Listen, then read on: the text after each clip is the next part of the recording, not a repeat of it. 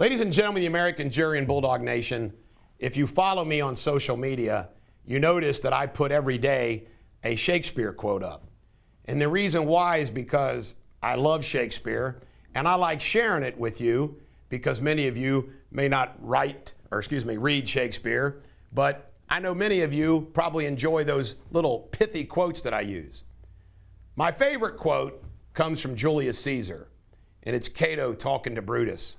And it goes like this, and it's very relevant to this vax battle. That's why I'm going to use it. There is a tide in the affairs of men, when taken at the flood, leads on to fortune. Omitted, all of our lives are bound in shallows and misery. We are at that tide, and we must take it as it serves, or we shall lose our venture. How poetic is that?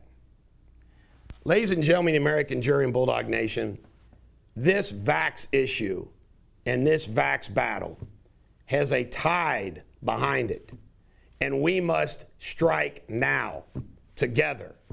You must stay strong together. And as I said in that one video, while you are the ground forces, I'll be your air force. And if you're wondering why lawyers aren't taking this on, and you might be thinking to yourself, well, is Deters law and the Bulldog crazy? No. We are in a unique position as follows. First and foremost, plaintiffs' lawyers are liberal. Plaintiffs' lawyers want you to take the vax. Then the defense attorneys all represent all the hospitals. They're not going to sue the hospitals. I and Deters Law is a very unique law firm because we are conservatives, and yet we do plaintiff's work, fighting for the little guy. It's unheard of. So that's why we're the only ones doing this. Now, it doesn't mean that there's somebody else might go file a lawsuit tomorrow. Have at it. Now, yesterday, I gave you the news that by no later than Monday, we will be filing 50 freaking lawsuits. I hold in my hand right here the first draft. It's going to be much bigger than this, of 36 pages, which lays out a lot of the information we need to put in it and many of the claims. I am going to be working on this tonight, and I got a whole team helping. And when the lawyer files this, it's going to rock their world. I think it'll be something that'll be emulated across the country. A lot of creativity. Now, ladies and gentlemen, the American jury and Bulldog Nation, because this is Tuesday, I think we'll be able to start filing these lawsuits by the end of this week, even before Monday. And I think the first one that we're going to file, and by the way, this isn't taking any precedent over anybody, it's just based upon the information. We will probably file against St. E's first, followed by all the other tri-state hospitals. And then we're going to go from there. I can't stress this enough. We are going to do this. It's a lot of work, but we're going to do it. So I just want to tell you that when we say, somebody made a comment, it's kind of funny. Somebody made a comment on YouTube saying, man, I wish you sounded more competent. It sounds like we're going to lose. Like, who the hell's this guy? Who the hell this person is? I mean, we're going to do this. And I'm telling you, their defense lawyers did not tell them about these things. Some more things.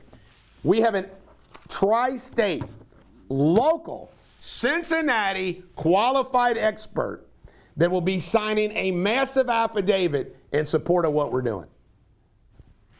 How you like that? I want to announce some things as I go through my notes. Children's Hospital, Sunday, August 22nd from 2 to 4 p.m., right in front of the main place. Let's get children's there. Bulldog Media needs to cover that, and we will.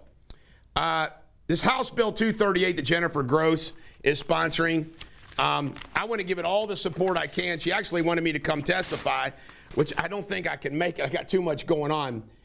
I don't think that the Republicans who are supporting these hospitals and the Democrats, see, she's got the same problem. The Democrats who want you to get vaxxed, that there's any way this bill is going to pass. I just want everybody to know that. I don't know how that's going to pass. I want to point out that there is a nurses meeting that's being put together in Hamilton tonight. and I have that information. It's at Calvary Christian Church at 2355 Jacksonburg Road, Hamilton, Ohio, at 7 p.m. It's a group of nurses gathering together.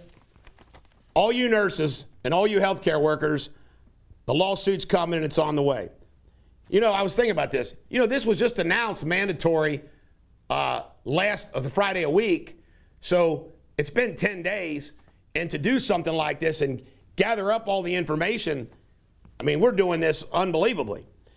What else do I want to say? Stay strong. Stay strong. I find it comical that they are recruiting retired nurses to come out of retirement and offer them the moon. Boy, that ought to make all you current nurses feel awful loved. Let me see what else. This is funny. There were town hall meetings. They're having these town hall meetings where you can submit questions. Guess what? They pick the questions. Another thing I want to do, these FAQs, these follow-up questions, it cracks me up. Every hospital has these follow-up. Is the vaccination safe? Yes, it's safe. I mean, they just declare things as so. They crack me up. What else here?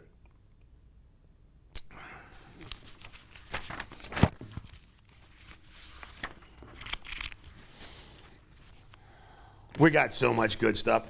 Fort Hamilton, Friday from 4 to 7 at Fort Hamilton Hospital is a protest.